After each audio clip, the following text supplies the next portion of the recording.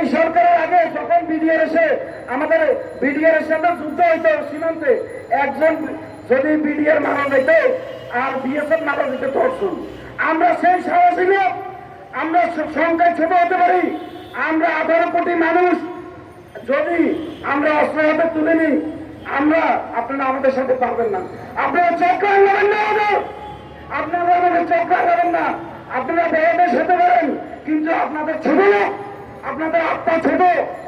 আপনারা দেখেন ভারতের আশেপাশে বাংলাদেশ ছাড়া আরো কিছু রাষ্ট্র আছে, ভারত, মালদ্বীপ, শ্রীলঙ্কা, নেপাল, কারোর সাথে ভারতের কোনো ভালো সম্পর্ক নাই।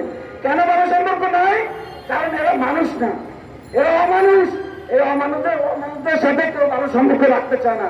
সুতরাং আজকে এই যে মুস্তাফিজুর রহমান সাহেব, এই যে কৃষিখাতের মাফিয়া, এই মাফিয়াকে অনতি বিলম্বে যদি গ্রেফতার করা না হয়, এই মাফিয়াকে যাতে শাস্তির আওতায় আনা না হয়, আমরা কৃষি এবং কৃষক বাঁচাও আন্দোলনের নেতৃবৃন্দদেরকে নিয়ে সারা বাংলাদেশে এই মাফিয়ার বিরুদ্ধে আমরা দুর্বল আন্দোলন গড়ে তুলব ইনশাল্লাহ।